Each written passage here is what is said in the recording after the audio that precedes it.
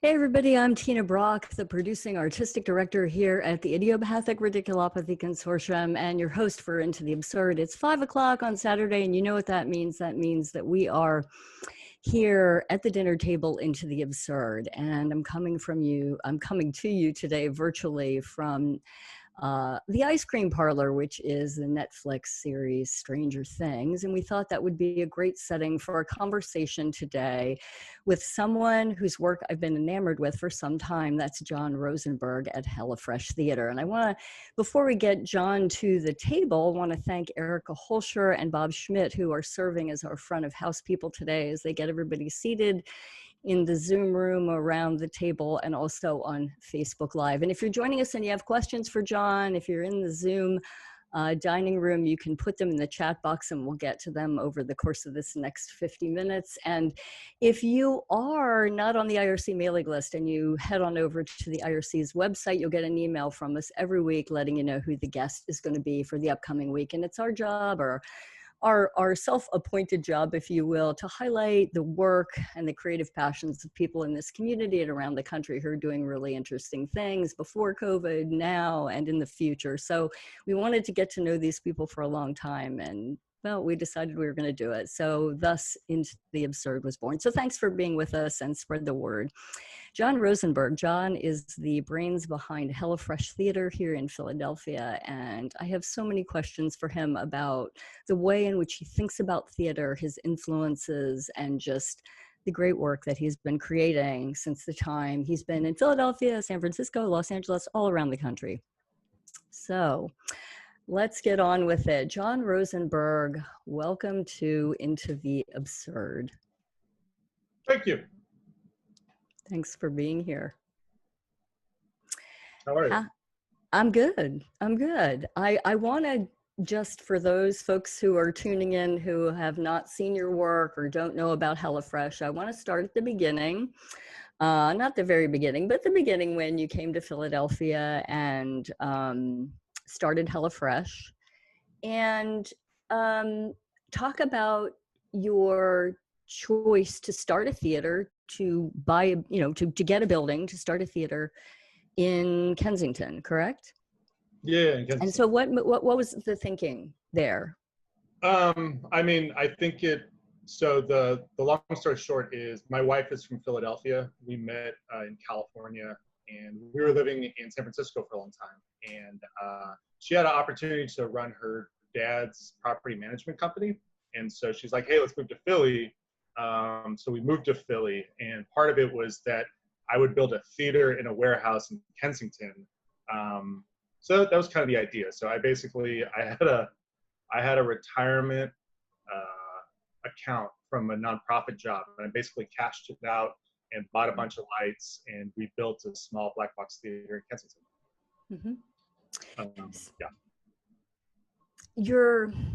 I was really excited to do, you were really great to provide a lot of background on what that I wouldn't have been able to get to otherwise, but that you're one of your really big influences in theater. And I'll get in just a second to the kind of theater that you do, the way that you create plays based on specific actors. But I'm really enthralled with your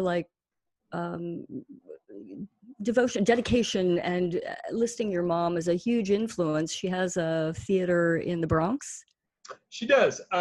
Yeah, I mean, my mom, she was my drama teacher. I grew up in a suburb of Los Angeles, but she was my drama teacher from when I was in the 7th grade to the 12th grade. So she was a big influence on my life. And interestingly enough, she taught junior high and high school for maybe 30 years in LA. And then at some point she just said, you know what, I'm going to move to New York and start a theater company. And so I think this was like the start of maybe 2000. She just moved to New York and started like the off-Broadway theater company because she wanted to. So this is an AEA theater that gives I mean, I'll say yeah. But, no. Yeah, it is now. Yeah, I think at the beginning, like the first iteration.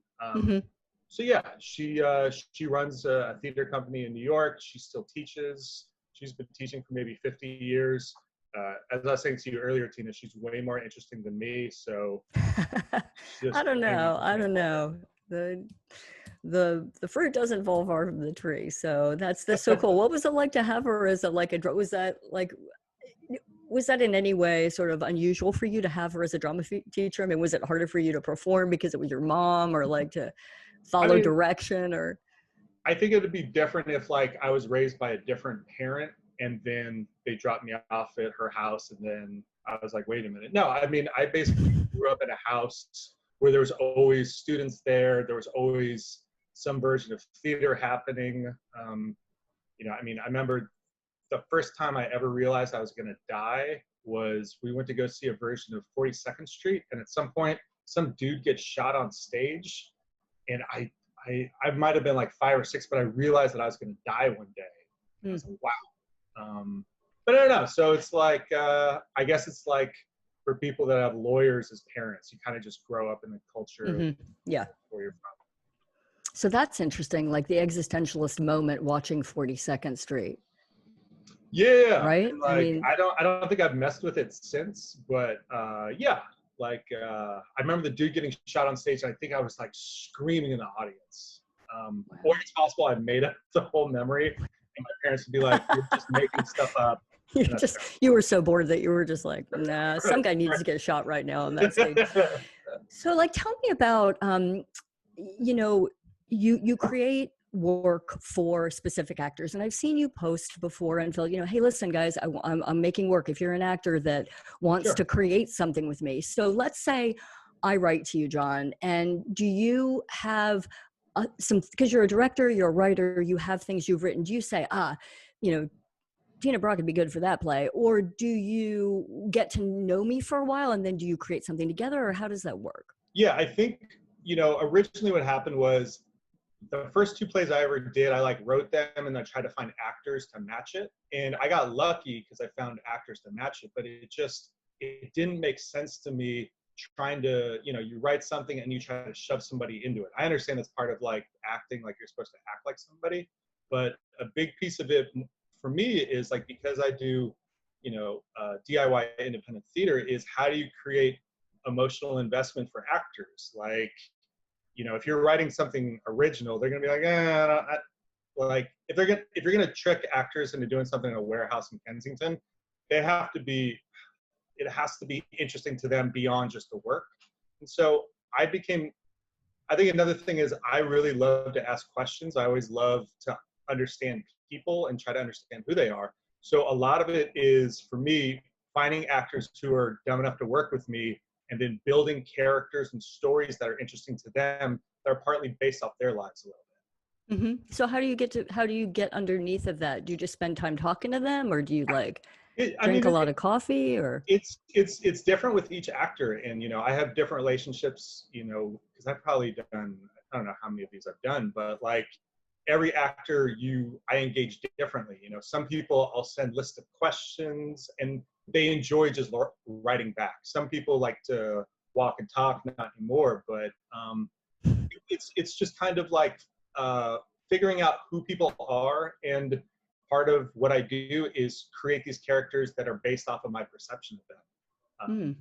But I usually have an idea for a play, and then find ways. I'll give you an example. Years ago in Los Angeles, there's an actress named Alexandria Lee. She's a great actor. It turned out that she did princess parties, which is like she would dress up as Princess Jasmine or, you know, Ariel for kids' parties. And that was fascinating to me. And I had an idea for a play about women that were alcoholics with husbands in the military. But I was then interested in like creating a character that did do princess parties. So it just gives actors an opportunity. And what I'm doing is not revolutionary. I know that a lot of other playwrights or directors or companies already do this, but it works for me doing DIY theater. And do you think it's because you're getting to the heart of something very like rudimentary about that person? I mean, it makes total sense what you're saying about if you're going to get somebody to come to Kensington and do a show, you want to be super invested and super excited about it. That, you know, but is it also just that wonderful observational thing that you have where you can look at somebody and say, oh yeah, princess parties. So let me go back for a second. Did the princess party overlap with the story you'd already been thinking about the woman? Or, I mean, or it was basically the idea I had for a story. So I found this article years ago. I don't know if you remember the bombing in Beirut in 1984 of the Marine barracks, where there was a number of Marines that were killed. The interesting thing was, I remember finding this interview with one of the widows afterwards, and how she talked about her life after it was there was a bit of celebrity attached to her status as a widow of a serviceman killed, and then kind of how it petered out. So I was interested in that story.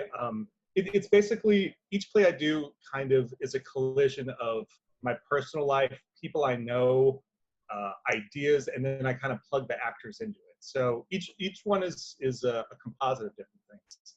But I feel like her doing princess parties just kind of was it pushed the plot forward, as it was just the driving force behind it. She's a great actor too, I gotta say. So you're one of the plays that you did with Jennifer Summerfield. Is it Osceola? Is that how you say it, Osceola? I don't want to talk about Jennifer. No, I was kidding. Oh, come on. I had so much fun watching. I love that. So the fact let's talk about Osceola, which so we'll put the link up there so people can go and check it out.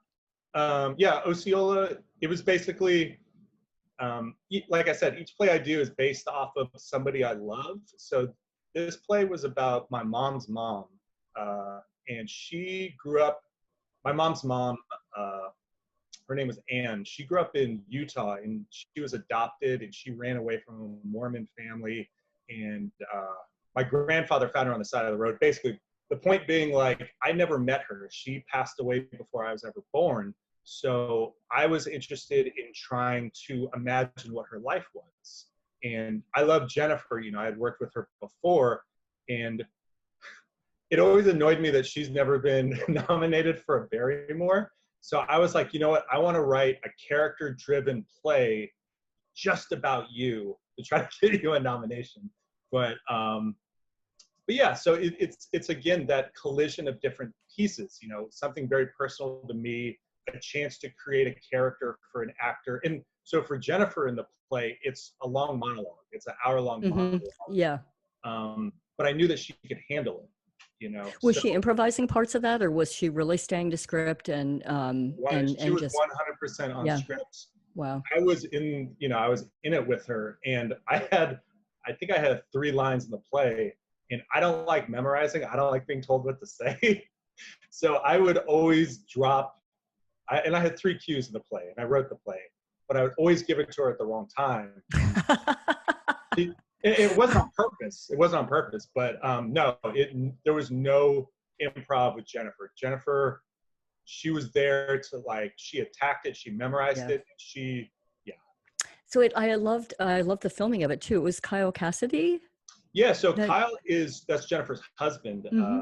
He's quite a renowned photographer. He is a wonderful, I think he might be the best partner of an actor I've ever worked with. He's so supportive, and he wants to get involved with her work. So he really liked the play. I think, to be honest, he didn't care for how I staged it. So I think this kind of gets to how I work, is the play takes place in the mountains. Yeah, it's like the mountains near the Great Basin in eastern Nevada, right? And so if I had a real theater company, I would drop $10,000 making it look like a mountain range and all this stuff. But I don't have that money, and I'm not that interested in trying to render something. So I basically spray painted a big mural to try to imagine her mind and like the pictures and images she saw in her mind. I don't think Kyle liked it, so he was like, "Wait, that was a mural?" No, not in the film. Oh, version. No. Okay. I was like, you know what? I should say yes. I was like, no. Wow. Yeah. I'm a really great muralist now. I was like, wait, and what happened when you went in the cave part? Right. No. So Kyle was like, you know what? This is a great play. I think your staging is a little questionable. I would love to film it in nature. And so we actually found this abandoned gold mine in the Wissahickon, and we filmed it right before the pandemic. We did it maybe, I think it was the first or second week of March. Yeah, I saw it had a 2020 tag on it, and and it really, I don't know. Did you enjoy working in that environment? Did it bring any? Did it do something differently than Oh, if you? yeah, absolutely. I mean, I think, and the thing was, I had no interest in trying to tell them what to do because I really don't mess around with film. And I was just excited to just like sit on the ground and eat sunflower, as my character, eat sunflower seeds and look at like a Playboy magazine. So Hmm. it was wonderful. Yeah, I don't know your experience with doing film stuff, but it was a Hmm. wonderful, different experience doing it. Yeah, it was great. I thought it was, yeah, it was really, really beautifully done. And you worked with Jennifer on another project right back in 2012, was it? I think it was 2012. Yeah, this play called Alp de Huez. Hmm. Basically, I knew a woman who was a doctor, and her husband basically left her on vacation in Paris. They were in Paris, and he was like, you know what? He just I like, met, yeah, he's like, I met someone else. I gotta go. Yeah, it was great. So I was like, that's a really great story. So I wrote the play for Jennifer, and the real woman is the doctor. So Jennifer played the doctor, and I played the husband. Yeah, she's great. She refused to work with me for a long time, and then I tricked her, and then I had to wait a number of years, and then she worked with me again. She was so like, yeah, why'd she refuse to work with you? I think because I'm a guy that has a warehouse in Kensington, and it's like, hey, I'll write a play based on you. Like, it's easy to be like, come on, guy. No. You're so. No, I you think won't. we're she Yeah. like I worked with her on something else, and Do, who knows. do you think that it's difficult for actors to work with? I mean, do you think the process makes it difficult? I think each project is different, and actors respond differently. Yeah, some actors really really excel doing work with me, and some are like, um, Not so much. Hmm. yeah, Yeah. but Well, I mean, isn't that true of anything though, right? I mean, certainly, but if anything, it's a reflection of my ability to like engage them, and yeah, I did a what good do you have job. on?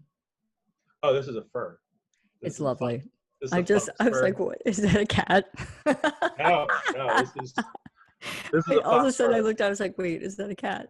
Um, so we put the link up for Osceola. So I'll just let everybody know if you have a couple of minutes, go up there, and we'll also get the HelloFresh link up there as well.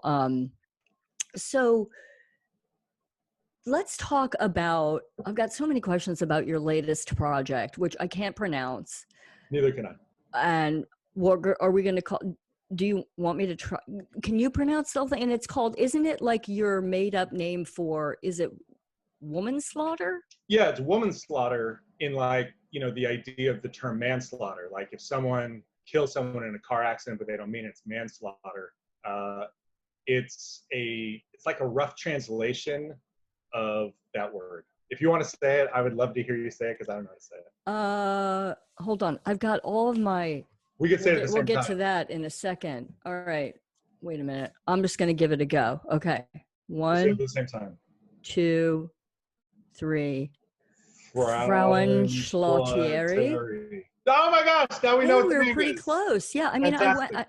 I tried to do like a like a fake out, go on and have somebody else pronounce it, and the word didn't even come up. It was Right. like, this is not a word. So this is a play where you tell us about your latest endeavor.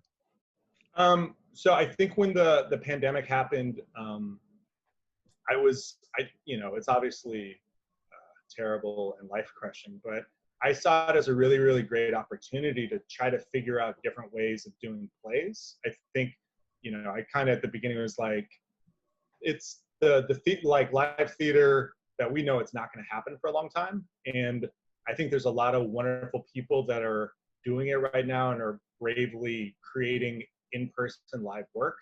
I was interested in how can I create plays that I've never done before and tell stories in a different way. So, part of it is there was an actress named Effie Comer that I worked with earlier this year. And she was interested in doing a show together with me. And so just, in talking, she was saying that she's, you know, she's from she's from Switzerland, sorry, and she's a lawyer. And I had seen the movie Metropolis recently. I had seen it when I was young and on drugs, but I watched it as like a grown-up because a friend had talked about Bridget Helm, the actress that was the star of it. And so again, it's like just a confluence of different pieces. And so I was interested in, Bridget Helm was this German actress that was an international movie star, and then she actually killed someone in a car crash in Germany and went to jail, and then Hitler pardoned her. And then she married a Jewish businessman and fled to Switzerland and never acted again. So I was interested in her life before that happened, and the attempts to make her an American Hollywood star. So the play in theory is like about a German lawyer trying to make Bridget Helm an American movie star. So let's talk about the delivery of the play. I don't want to give too much away, but this is the great part. So give us a little bit of a sense of like what people will expect, because we'll put the HelloFresh link up there. So if people want to register to be a part of this experience, they can. And you're going to keep it, you said you're going to keep it going until the pandemic ends. I'm going to keep it going until it's not interesting anymore. Or, but I think the idea was, I'll tell you how the idea came about. Was basically, I actually started working at a nonprofit back in March. And like they do a thing where you can make a donation. I was like, okay, I'll make a donation to the nonprofit. I got a letter in the mail like 2 weeks later being like, thank you for your donation. And I was like, who the fuck sends letters still? Like we do. So, no, I know. But to me, no, I get it. I mean, it's a little it was antiquated. And yeah, absolutely. But at the same moment, I was like, wait a minute. You know, so it was that. And then years ago, the first play I ever did, I wanted to do a thing where after the play was over, you get a letter from one character to the other. But the producers were like, no. It's super creepy. So the idea kind of came about of like, how can I tell the story of a play through the mail?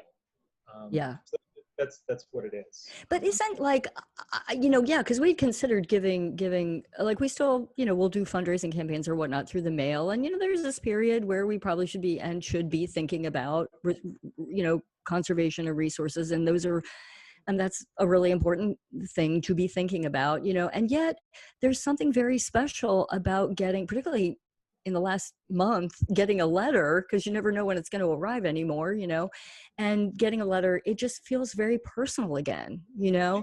So tell people like what to expect when they sign up for this adventure. Well, I think the idea is like, in my basement, I have this suitcase from when I was young, you know, from in my early 20s, and I have a 2-year-old now. And sometimes I wonder, at some point, he'll go down there and look through it, and he's going to find all these shards of my life, just like pieces that don't connect necessarily. And he's going to have to create his own narrative of it, or I'm going to have to try to do that for him. In the suitcase, he'll find this, or just in the basement?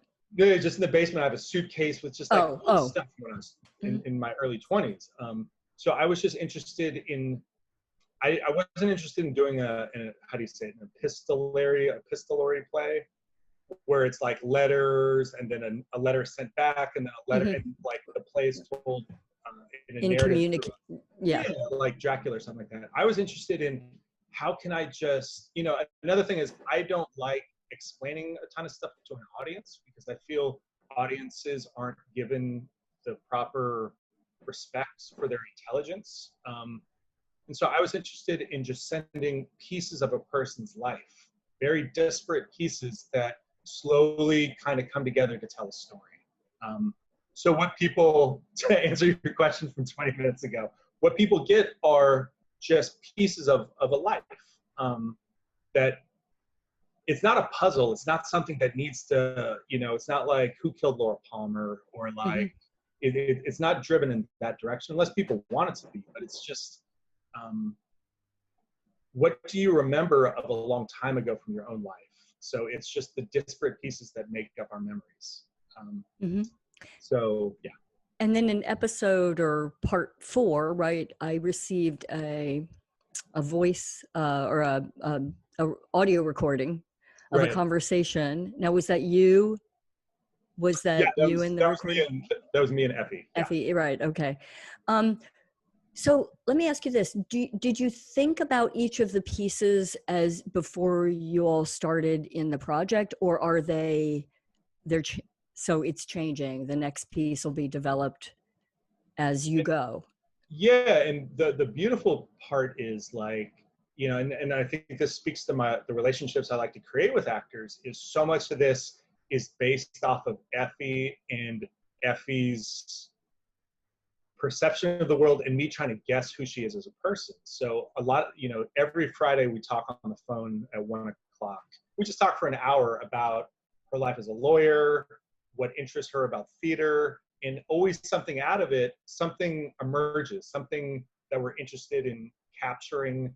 And I think the really great challenge is, how do you, I mean, it's hard enough to try to capture life on stage. It's way harder to try to capture it in an envelope, you know, like not using video. Mm-hmm. And so, I mean, that obviously was the other piece, was I was interested in trying to tell stories that weren't online or, you know, captured by this little box that I'm in right now, you know. Mm-hmm. Yeah. So there's a question from audience asking, does the audience ever then in this process get to respond back? So there are people that respond back. Well, didn't I write you? And I'm like, John, do I need to do something here? I'm not really sure. Am I supposed to be doing something? I think the beautiful thing is the play can be whatever someone wants it to be. Do you know what I mean? Like, if people are interested in doing that, it's wonderful. People aren't under a contractual obligation to do it. But, you know, I think a lot of this has to do with, you know, everyone's kind of isolated in their homes. And it's like, how can you change, like, your mind, and not change your mind. That's not what I do. But it's just like sending you stuff that you more have control over. Like if you get a letter, you might respond to it, or you might just kind of throw it to the side, but maybe something else does. And I feel like everyone has a very, very different relationship with the play. So Robin, people can, if that's what they're into. Mm-hmm. I just found that as the steps went on, like I think I'm at 5 or 6 right now. I'm at 5. What's that? I could check the spreadsheet. Yeah, I think I'm at, so like I really started to get, the first one like, I don't want to give too much away, but was a handwritten. It was a ham. It's a ham. Oh, it was a what? No, I thought when you started saying, you're like, I don't want to give it away. I was going to have you read part of it. I was going to have you read part of it today, but then I was like, no, I don't want to give it away for people. But so do you handwrite each one of those letters? Yeah. Sorry, and I gotta take this fur off. It's killing me. Yeah, it's. And I love what's under it is the best. From the runway to the stage. So I don't want to give too much away, but is each one different, or I mean? So the letter has definitely evolved, you know, because I started writing these letters back in May. But yeah, the letter has definitely changed as time has gone on. It's not a conscious thing where I'm like, each person's going to get a different piece, or a different letter. It's not like that. It's more rough drafts of things. So yeah, the letter has evolved, but it hasn't changed. Like what's said in it. But yes, and I handwrite each one, which. I mean, this thing is. Yeah. 5 pages and a picture. Yeah, I hold my pen wrong, and so it's painful. It's really, and I think it's so interesting, like as the recipient of that, what it did to me. Like, of course, the mind is trying to make meaning in it. Is this about me? Is this about me? And is that character in this, am I supposed to like follow the story, or is he talking or she talking to me? And it's because you're looking for like, what am I in true theatrical form? Like, what am I supposed to be doing as the audience? Yeah. Am I supposed to participate? Am I just supposed to take it in? And then each subsequent time, it feels like something, it became more internal. I guess. Mhm. I can say that was the experience to which, um, I don't want to give too much away, but it's been a fascinating journey. And then the more you're on it, the more you want to be on it. The Yeah, more you want. I think the awesome thing is like everyone has a different experience with it. I have a friend who's just basically getting them and just setting them aside because they're like, I don't know what you're doing, man. Like, but you know what I mean? They then at a later date will probably read it and then they'll have a different experience because, you know what I mean? Like, yeah, I think it's wonderful that there's not everyone experiences it the same way, or there's a because someone was like, "Are you going to send instructions for stuff?" Because there's a performance at the end of this. At the tail end of this, there's a performance. And this In your question, home, each person has it's a performance in each individual home, correct? a performance in each individual home. And it's funny because there's a reporter from the Inquirer who contacted me and was like, "You have to tell me what it is. You have to tell me." Like, kept pushing me. And then their editor was like, "This isn't theater." Like, so it's cool that like, yeah, everyone has like a different reaction and a different experience with it. But I don't know, John. I feel like sort of the reactions that I have when I get, whether it's getting the letter, opening the letter, trying to make sense of the letter, putting the letter aside, then go and like I have a whole stack of them now. And sometimes I'll go back and do it again Mhm. and see. So it's like your own theater. Like like when I'm feeling particularly theatrical or whatever, I'll pull all the pieces out and try to make sense of them. And each one has a different meaning. Like now, but I want to ask one question. Did Mhm. you, in one of them, I pulled the art project out, which Mhm. looks like it took some time to do. And there was that dirt in the envelope, or was that just a No, mistake? no. Did you smell it? Well, I no, because I Oh, was you're supposed to like, smell it. You're supposed to smell it. okay, all right, I'll go back. It's I still mean, in the envelope. I'll tell you what it was. It's lavender. It's Okay, fragrant lavender. it looked like like oregano or something, but Sure. it's I was wait, thinking if like the post office was like, "Is this right, idiot right. What are sending you like?" doing? No, no, Yeah. no. Okay. Well, I've got it's still in the envelope. I kept it, so I'm gonna go back and Yeah, yeah, so yeah. I No, would it wasn't dirt. Right. No, no, well no. no, I was like it all like I opened the thing up and it went flying everywhere. And I was like, Yeah, what the hell is yeah. this? And I was like, no, there's too much of this in here for him. But lavender, okay, that's wonderful. We have a question. What is your opinion about the current debate about the evolving nature of live performance? I don't think I know enough of like the tent poles for the debate.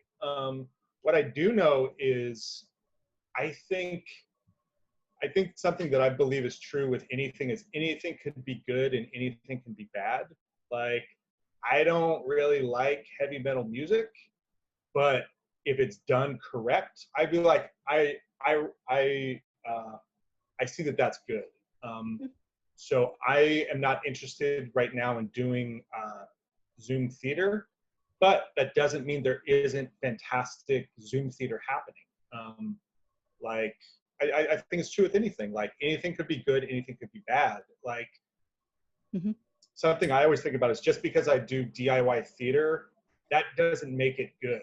Like, just because I have small budgets, there's a danger in being precious and being like, oh, what I do is so small and organic. Like, it's so easy to make terrible stuff that way. And What oh, go ahead. No, sorry. No, you go. You're on a roll there. I guess I was just going to say, do it yourself. Like, how do we? Do you think for you is do it yourself budget? Is do it yourself the way in which you can be flexible and sort of turn and work, or is it the form itself, or is it a combination of all I those? think I think for me personally, it's a combination of all those things. I think in a way, I grew up with, my mom is a drama teacher, and she basically did everything. Um, so like, I'm just a cheap copy of her. So for me, it's like, it's not that I don't want to work with other people. I just don't have any money, and so I like to. So why not try to figure out how to do it on your own? I think that was, Mm-hmm.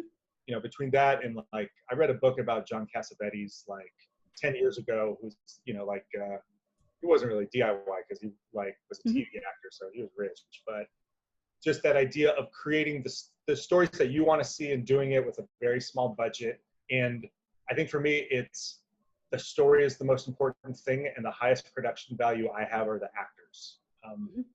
So I guess the question of the evolving nature of live performance, I think it's fantastic that people are trying different stuff, and you know, like I don't want to be the guy being like, that's good, that's bad, because Sure. I'm just gonna be an old person.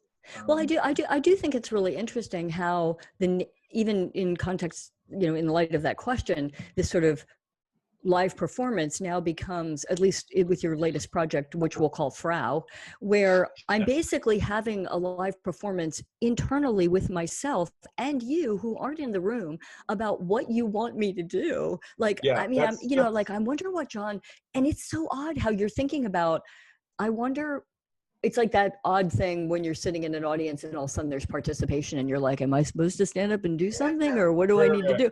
It's a little bit like that, you know, like you're kind of looking around going, I wonder if there's somebody watching me right now. So it really puts on these whole other theatrical kind of layers when you're not in the room and when you're not talking. I think the idea is to kind of, I think time, we all are experiencing time in a very, very different manner right now.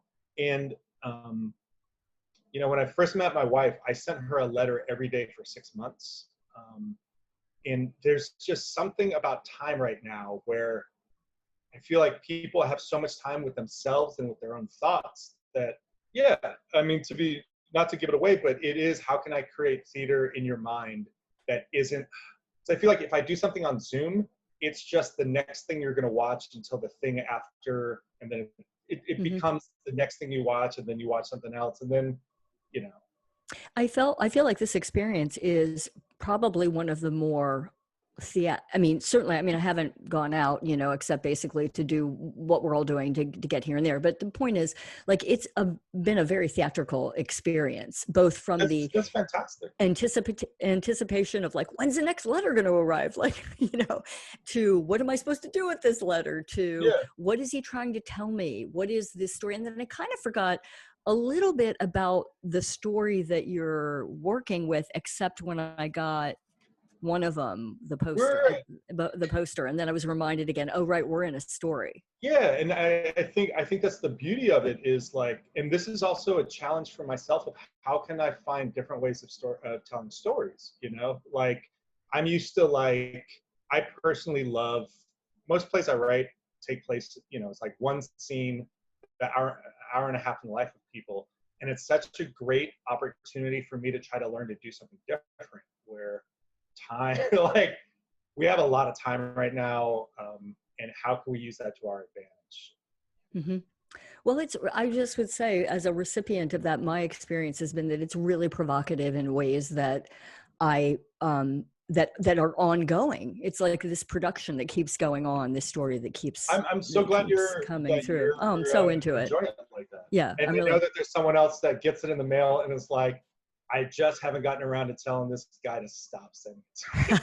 but you know what I mean? That's a beautiful thing. Like, I think it's wonderful that so many different people can have different experiences with it. Yeah, that's the point. Like, you get 10 people. Sorry, I have to take something out of the oven. I think it's burning. I'll be back in 30 seconds. For 30 real? Seconds. Okay. 30 seconds. All right.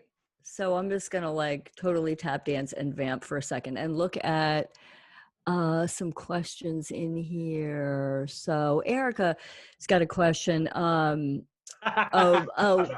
was good, because I'm not going to be able to answer your questions, John. The person you talked about, the person that set the letters all aside. Are they going to just open, or are they creeping them out, or what's like? I just love that. I think it's possible that they're just like, I don't know, what am I supposed to do with this? Right. So I'm going to put it in my crazy person pile. It's possible. Well, yeah, I mean, I don't know.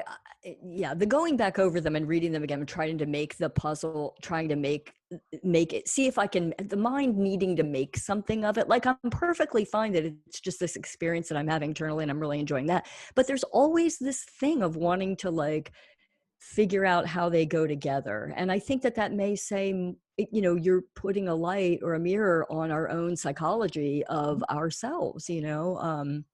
But I also know that what you come up with is more interesting than what I probably designed it to be. And I think that's something that really informs my relationship with actors too, because I mean, obviously not all the time, but most of the time actors come up with things way more interesting, just like Mhm.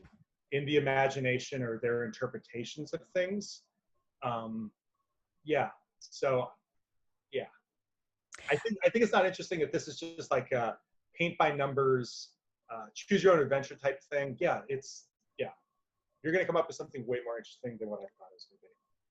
Well, how much it goes back to the tactile senses of like getting an envelope and in it are some disjointed pieces of things, Yeah, and the memories that that brings up in your mind of, say, absolutely. Yeah, dude. a past love or something where, you know, I don't know, you know, now you know, I mean, and a time gone by that like is rooted in comfort, I think, for me anyway. I don't know, there's just something about those very specific things that we do, taking the letter out of the box, opening it up, the sensory thing that's involved with all of that, that's just so comforting. And I gotta um say, that's the one thing, because I was like, should I just start color copying these letters? But the thing is, just like the tactile feel of the pen and the mhm. paper, when you feel it, like it just makes a It difference. stimulates And memories, right? yeah, yeah, Um, it's really neat. I want to just jump back a little bit to Osceola from the film that you shot, and the so that was done. Was it done as a play as well, or was it just shot for film? No, It no, was no. done. We did it as a Oh, play that's right. in You did. yeah, Right. we did it as a play in In February. February, right, of And 2020. just to be Okay. clear, Kyle and Brian Ciano, they shot Yes. it. I Right. didn't. Right. I don't have a camera. I just showed up. I just want to make it clear that I'm not like making movies or anything. Right. Right. Right. So and it was Kyle's idea to shoot it. Was Yeah, it? it was Oh, Kyle's okay. idea. So yeah, it's really beautifully done. So as I was watching, and I wondered, all kinds of things were running around my mind. Like, you know, you're thinking, of course, of like a Godot situation where it's two characters on a landscape, one speaking more than the other, and etc. The Stronger came up, you know, the Strindberg play where one person is just going on and sort of checking in every now and then, but it's all related, and it felt very. Um, I guess I'll use the word absurdist for lack of a better. And I guess anytime you've got a situation there that's imbalanced, where you've got one person eating sunflower seeds for 60 minutes and reading, and the other trying to do something very active. Mhm. Um, did you all rehearse it a long time? How did, or is it just like you had the script done, Jennifer went after it, and then It was like I think with the and I will one thing I will say is the character I played is based off my mom's uncle, whose name was Leland, Uncle Leland, and he was kicked in the head by a horse when he was young.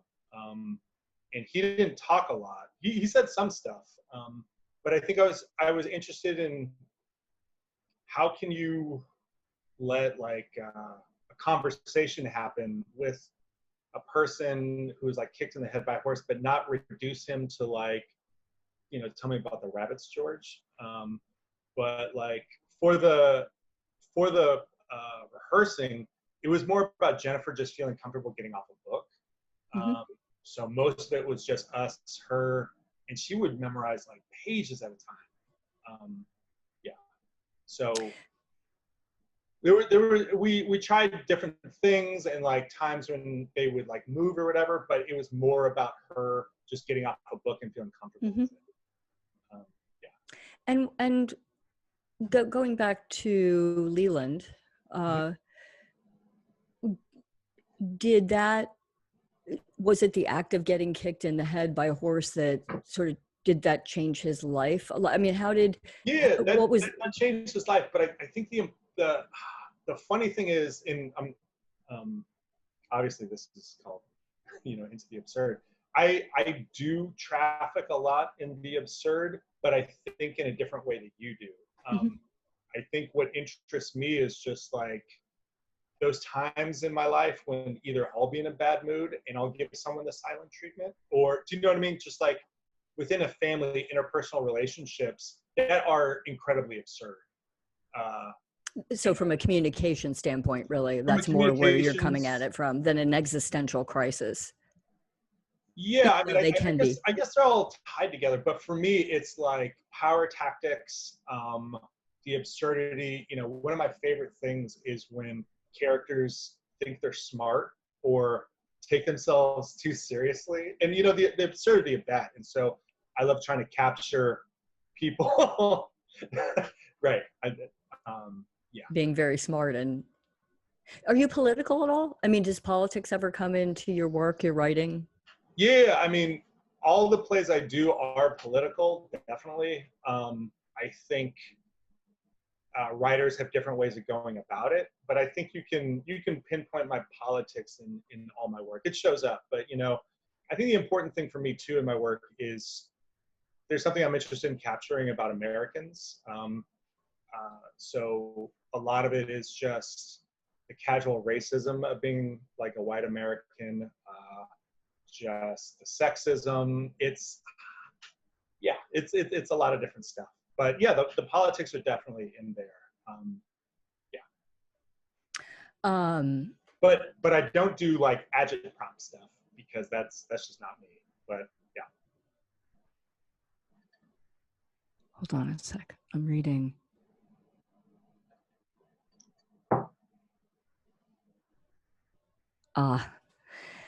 There's a comment about Frau, and From Steve. from Dr. Steve.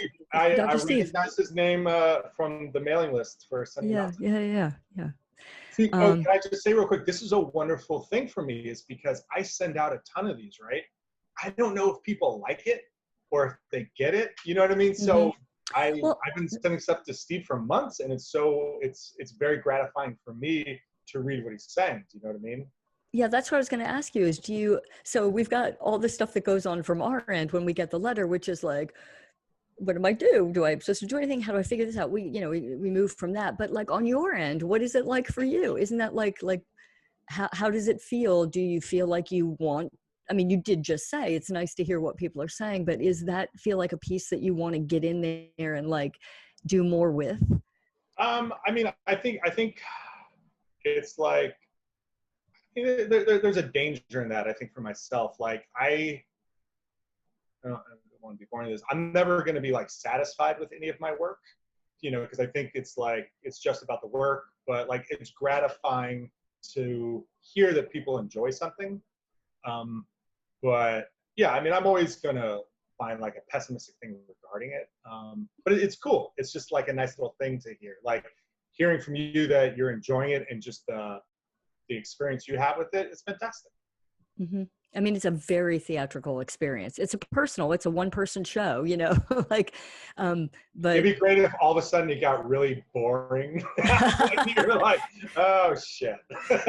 No, but then I loved it when I got in the mail the sound clip, and then I was like, wait, I gotta go back. I gotta hear this again. And I just found like, I really was thinking like as an audience member in the theater, how different this experience is because it's so wholly has me involved, right? In a way that you can't be. I mean, you can be in your mind, but unless they're asking you to get up off the stage, get out of your seat and get up off on the stage. Like, I just thought that would be so interesting if you had like a hidden camera and could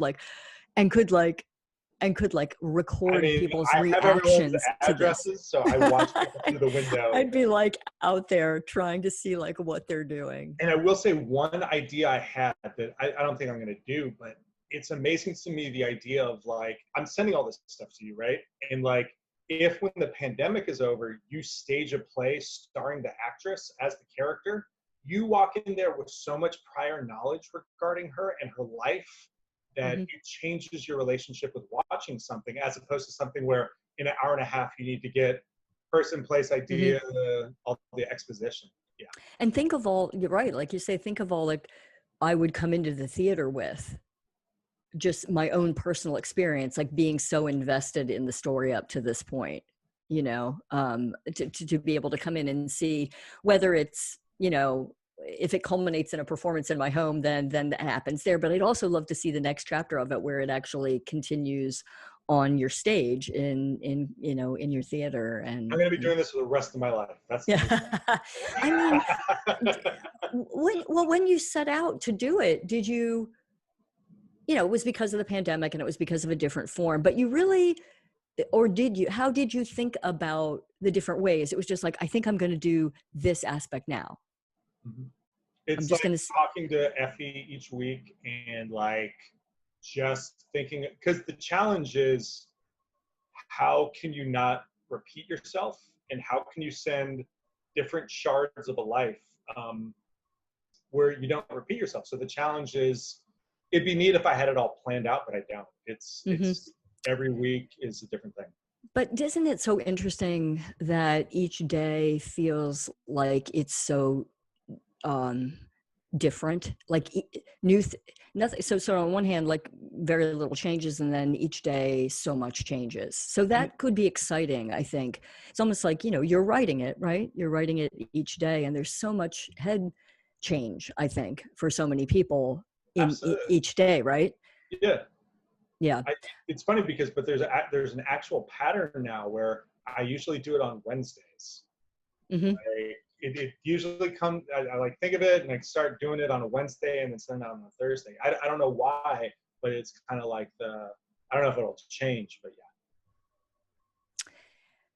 So what do you think, do you think this is going to open up new ways and means for you as you create theater when we're out of this? And I have no idea. Like, it's possible. It's also possible, like, how to say this right? Like, I think sometimes people, when they start to do stuff, they dream of how they're going to make it something other than what it is. But I mean, I've been living, for lack of a better term, my dream for like the past like 13 years. Like, the chance to like write and direct and produce my own work is, I mean, you can't beat that. Like, it's possible. I have no idea. Like, but in a way, I feel like this play is just kind of like, I'm so able to focus like whatever imagination I have on it. But maybe, or maybe I'll try to do another one, and everyone's like, should have stopped at the one dude. But yeah. Yeah, but you'll know. And we're getting a little bit close to the 6 o'clock hour, but I want to mention your podcast that you're on with Josh Heron and Christopher Munden, Chosen by Committee, which I just absolutely love the focus, which is like, you guys read a Pulitzer Prize winning play every year since 1918 or something like that, is it? Yeah. And we'll put that link up so everybody can go check out your podcast as well. And tell me about the genesis of that. So that was really Josh Heron, who is he's a theater critic, and he's also a third grade teacher. I had met him. He had come to see a few of my plays, and we just started talking afterwards. And I think when the pandemic happened, he just had this idea of wanting to read all the canon of American Pulitzer Prize winning plays. I think it's something he's always wanted to do, and this kind of gave him the opportunity. So it's really his idea, and he was gracious enough to include me, and I call him Chris the Brit from Findy. But so it's really Josh's baby, where each week we read a Pulitzer Prize winning play and discuss it. It's great for me because I haven't read any of them. So in a way, it's like being able to go back to school for something I never read. Yeah, it's a great sort of structured like book club where you get to do this. And who has read many of the Pulitzer Prize winners? So I just and for you guys all coming at it from a very different perspective, the conversation's really interesting. And well, John Rosenberg, I have so many questions for you that I didn't even get to. I had all of this for you. I guess one last question. Well, we'll do it again. Your son being born, I'm interested to know, how has that changed you or your work or the way you? I would say, my son was born 2.5 years ago, and in the past 2 years, I've done 6 plays. So I think there's like, there's an impetus on my part to do as much work as possible so he knows who I am.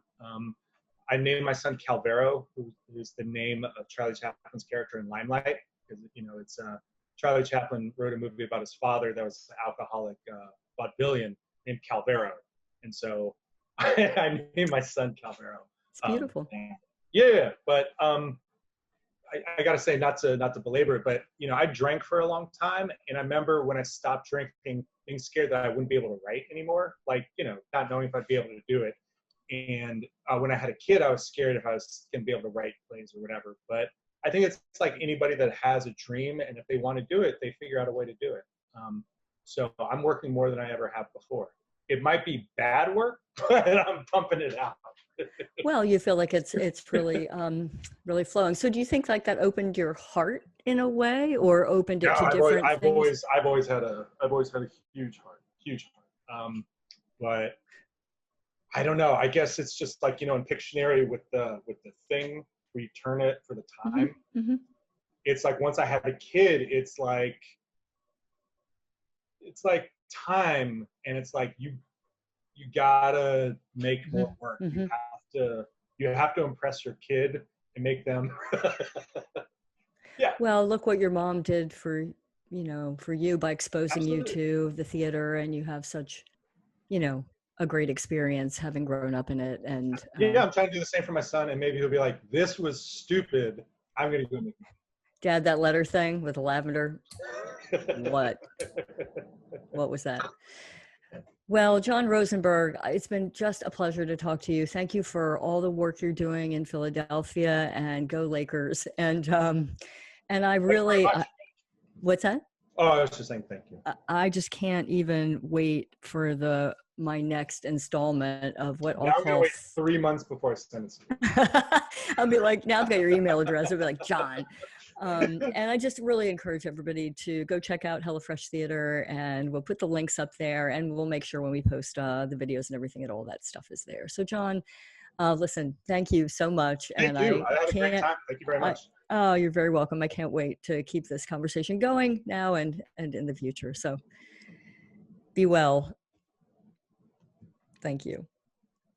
And to everybody, I hope that you'll join us next Saturday, August 22nd, when Joanna Rote joins us. She is Professor Emeritus at Villanova University. She's written a number of books. We're going to talk to her about her work with the Stella Adler Conservatory and taking journeys, her work in meditation, and all the body of work that she's created over the years. She's a director, she's a member of AEA, and we're going to have some fun next week. So that's Joanna Rote next Saturday, August the 22nd. If you're on the IRC's mailing list, you'll get a link from us. And if you're not, you can always join us on Facebook Live. And we hope you'll spread the word to other people in the community. We are trying to illuminate the great work and the ideas, and just some really special things happening in people's minds and outward and in the community right now. So we hope to see you next Saturday, August the 22nd at 5 p.m. And until then, I am wishing you a very, very healthy and happy week ahead.